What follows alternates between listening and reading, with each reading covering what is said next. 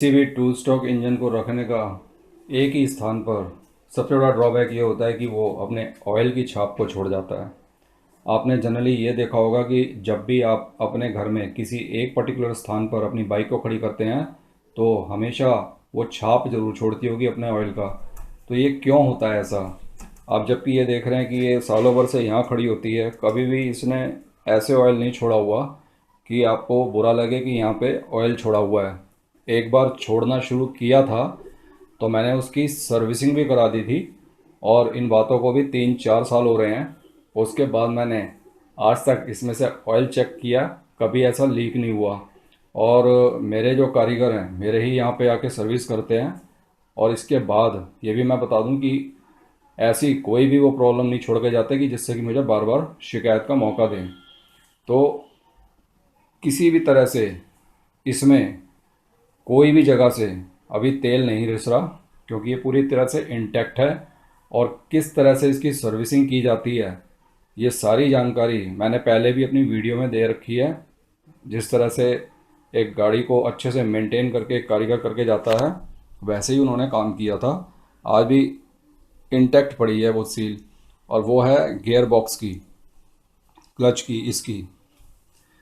यहाँ पे जो ऑयल डलता है इसने रिसना शुरू किया था खड़ी अवस्था में ही, और ये चली हुई थी उससे पहले कम से कम 3,000 किलोमीटर। तो उसका सर्विस भी ड्यू हो रखा था, तो मैंने लगा तो वो भी चेंज करा दिया, क्योंकि मुझे इन चीज़ों से परेशानी होती है। क्योंकि कोई भी गाड़ी, वो भी घर के अंदर घुस के और ऊपर से वो तेल छोड़े, तो ये किसी को मंजूर नहीं होगा। तो इस तरह से जब भी आप अपनी गाड़ी को मेंटेन करें तो इसको एक अपना मॉडल समझ लीजिए। इसी प्रकार से ही आपको मेंटेन करके रखनी है अपनी बाइक भी। और मैं आपको वो वाले पॉइंट्स बताऊंगा आज की वीडियो में जहाँ जहाँ से ये रिश्ती है, जो कि आपको किसी ने बताए नहीं होंगे। तो experience makes a man perfect, और मेरे एक्सपीरियंस से आप लोग अपने एक्सपीरियंस को बढ़ाइए। तो देखिए, मैं बताता हूँ आज की वीडियो में कहाँ कहाँ से आप उनको चेक कर सकते हैं, और क्या उसका निवारण है, सॉल्यूशन क्या है, कि क्या गलती आप लोगों ने की है जिसकी वजह से वो वहाँ से ऑयल लीक कर रही है। तो आज की वीडियो बहुत इंपॉर्टेंट होने वाली है, क्योंकि बहुत से लोग ये क्वेश्चन करते रहते हैं, सर मेरी यहाँ से लीक हो रही है, वहाँ से लीक हो रही है। तो ये सारी बातें एक पैरामीटर के अंदर आपको समझनी पड़ेंगी, और वो फॉलो भी करना पड़ेगा, तभी आप इस मुकाम पे पहुंच पाएंगे कि जहां पे आप इस तरह से गाड़ी को मेंटेन करके घर के अंदर रख सकते हो। अदरवाइज़ ये चीज़ें घर के अंदर नहीं, बाहर होती हैं, क्योंकि ये यही काम करती हैं, ऑयल छोड़ती हैं। तो इसलिए इनको समझ लो, फिर आप भी अपने बाइक को साफ़ सुथरा रख करके अपने पास अंदर रख सकते हो। तो चलिए वीडियो स्टार्ट करते हैं। सबसे पहला तो पॉइंट ये है कि आप लोग जब भी साइलेंसर को देखते हैं तो पीछे की साइड से वो ज़रूर अपनी तेल की बूंदें टपकाता रहता है। और कईयों को तो ये बीमारी होती है। क्या होता है इसके पीछे कारण, मैं साथ साथ आपको रीज़न भी बताता जाऊंगा। इसका रीज़न क्या होता है, जैसे देखो ये क्लियर है, ठीक है।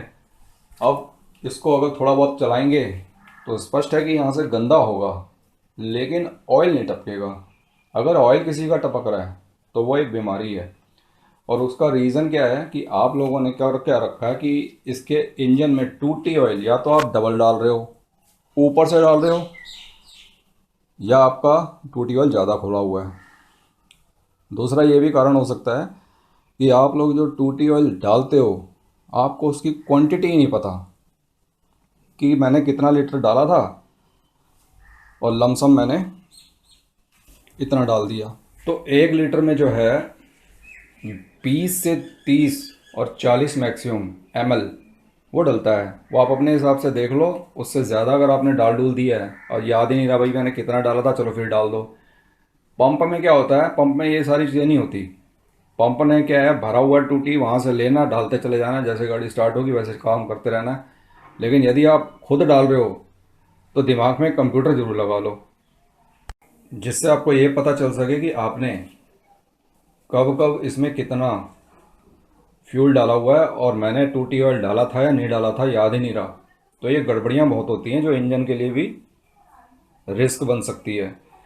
तो याद रहे कि आपको, यदि आपको ध्यान ही नहीं देना तो पंप के थ्रू डाल लो, और यदि आपने पंप को छोड़ा हुआ है और अपने हिसाब से डालते हो तो याद रखें, उसको एक जैसे बेबी को दूध पिलाना होता है ना, हमेशा केयरफुली ऐसे ही इसका पता रहना चाहिए कि किस तरह से मैंने टूटी डाला था और कितनी मात्रा में डाला था और अब कितना डालना है।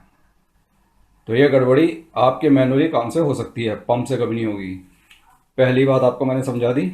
दूसरी बात, दूसरी जगह से कहाँ पे ये रिश्ता है, दूसरा ये पॉइंट है, अगर आपने पुरानी पैकिंग यूज़ की हुई है तो यहाँ से आपका ऑयल निकलना स्वाभाविक है। और तीसरा ये है इसका इधर वाला, अगर यहाँ भी आपने पुरानी यूज़ की है तो इधर से भी छींटों के रूप में सारा निकल के ख़राब कर देगा ये। और इसके अलावा जो पंप होता है, यदि पंप किसी का बीमार है या ऑयल को रिसा रिसा रिसा रिसा के निकाल रहा है, तो याद रखें कि सबसे पहले आपका ऑयल इधर आएगा बाहर निकल के। ये जो है ना, ये सील यहाँ से तेल बाहर निकालेगी। देखो ये सूखा है सारा ये। तो इसको खोलोगे तो अंदर ही तेल गिरा हुआ होगा, तो आपका पंप की रबरें जो हैं ख़राब हो गई या उसकी सेटिंग ख़राब हो गई, उसको ठीक करवा लो, नहीं तो ये तेल छोड़ती रहेगी। तो आपके चौथा पॉइंट हो गया, पहला पीछे, दूसरा ये, तीसरा ये, चौथा ये। पांचवा कहाँ से होता है, ये जो पैकेजिंग है ये देख रहे हो, ये ग्रीन कलर की, ये पूरा मैंने जब एक वीडियो बना रखी है उसमें कारीगर ने ऐसे पूरा निकाला है। उसको पहले खुरचा है, कई लोग कहते हैं जी दोबारा से हो गई, भाई उसको पहले पुरानी वाली को निकालो, खुरच के निकालो, सारा अच्छे से साफ़ करो जैसे मेरे कारीगर ने किया है, फिर ये लगाओ। और मैं एक एक चीज़ उससे पूछ भी रहा था, ये एडेसिव क्यों लगा रहे हो, तो उसने मेरे को ये बताया पहले इसको एडेसिव से 2-4 पॉइंट से जाम किया जाता है ताकि ये हिले ना फिट करते वक्त। ये बारीकियों का ध्यान रखना पड़ता है। अगर किसी ने वो लगाया नहीं और वैसे ही फिट कर दिया तो हवा ले लेगी, इधर उधर से निकलने लग गया। ये अनाड़ियों के काम होते हैं। तो ये छोटी छोटी बातों को पूछो अपने कारीगर से, भाई वो ऐसा एक्सपर्ट है तो क्यों कर रहा है, फिर जानो। अच्छा ये हो गया, ठीक है। कौन सा पॉइंट हो गया, पीछे 3, 4, ये पांचवा पॉइंट हो गया। और ये कहाँ से निकालेगा, अगर ये लीकेज में है तो ये सारा आपका इधर से, ये देख रहे हो, ये सारा इधर से ऑयल ऑयल आएगा। तो ये हो गया 5 पॉइंट मिला के इसको। इसके बाद आप आ जाओ, ये जो आपके पंप में आने वाले जो रबर के, जो आप ये देख रहे हो पाइप, रबर नहीं है प्लास्टिक है, प्लास्टिक पाइप है लेकिन अच्छी क्वालिटी के हैं, फ्लेक्सिबल जो होते हैं, और मेरे तो 30 साल से चेंज ही नहीं हुए ये। तो ये जो क्वालिटी होती है ये गर्मी सर्दी बारिश तीनों सीज़न सहती है। ज़्यादातर लोग लोकल भी लगा लेते हैं तो इसमें गर्मियों में कट पड़ जाते हैं और आपको पता भी नहीं चलता, बीच में से रिसना शुरू हो जाता है और यहाँ आके ऑयल जमा हो जाता है। आप सोचते हो कि कहाँ से आ रहा है, तो ये भी चेक करो। इसका भी कटना हो सकता है गर्मी के अंदर। तो ये छठा पॉइंट हो गया आपका। सातवां पॉइंट है, आप यहाँ पे ये पाइप आ रही है इसके टैंक से, टूटी ऑयल के, उसके नीचे से अगर लॉक ख़राब होंगे तो वहाँ से भी रिसेगा। उसके ढक्कन के ऊपर से कभी नहीं छलकेगा क्योंकि वो एयर टाइट होता है। उसके नीचे से हो सकता है लीक हो, लेकिन मेरा तो कभी ऐसा देखा नहीं है। हो सकता है आप लोगों का हो तो वो भी चेक करा लेना। और ये मिला के आपके हो गए 3 पॉइंट, तो साइलेंसर से ही गिनवा दिए थे मैंने। चौथा ये, पांचवा ये, छठा ये, सातवां आपका टूटी टैंक हो गया। अब आठवां पॉइंट है आपका ये, यहां से आता है 2 जगह से। होता क्या है कि इसके नीचे ना एक यहाँ लगी होती है मेटल की सील आपका पिस्टन के साथ, वो पुरानी दोबारा लगा दी तो वहीं से रिस के यहाँ पे आने लगेगा। ये सूखा होना चाहिए जैसे ये है। और उसके अलावा ये पूरा खोल दिया तो यहाँ पर भी होती है नीचे इस तरह की, तो उधर से निकलना शुरू हुआ तो इंजन में फॉल्ट है ये। फिर अपना ये चेक करा लेना कि आपके कहीं वो रिंग्स हैं, पिस्टन हैं, उनकी अवस्थाओं को चेंज जरूर करा, सॉरी चेक जरूर करा लेना, क्योंकि यहाँ से हो सकता है वहाँ गड़बड़ी सिम्टम्स दे रही है इंजन के। तो यहाँ से तो बहुत ही रेयर आना चाहिए, अगर यहाँ से आ रहा है तो ज़रूर सीरियसली उसको चेक करवा लो। और उसके बाद 9th पॉइंट जो आपका है वो है आपका चेन। चेन के नीचे से हाथ लगाओगे, देखो उसने बहुत अच्छे से चेन को भी किया था, मैं चेन के नीचे से भी हाथ लगा के देखता हूँ।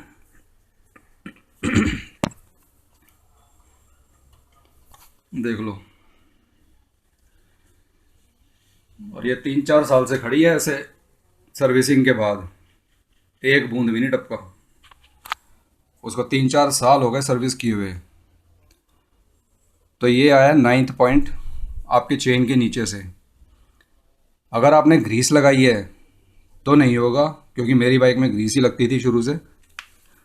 और इसके अलावा अगर आपने ऑयल डाला है चेन में तो ज़रूर रिसेगा, उसे मत लगाओ, क्योंकि गर्मी में वो और ज़्यादा पतला हो जाएगा। घर्षण से यानी कि फ्रिक्शन से वो वैसे ही पतला हो जाएगा तो और टपकेगा, तो ग्रीस लगाओ। और 10वां और अंतिम वो है आपका ये रीड वॉल। इसकी भी मैंने एक वीडियो बना के आपको दे रखी है,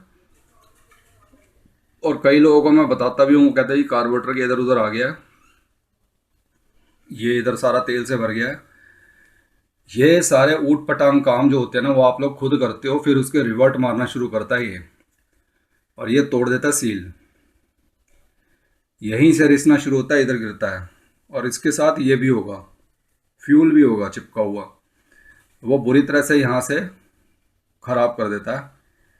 तो ये आपको देखना है कि ये इस तरह से साफ़ रहना चाहिए, जैसे ये पड़ा है साफ़।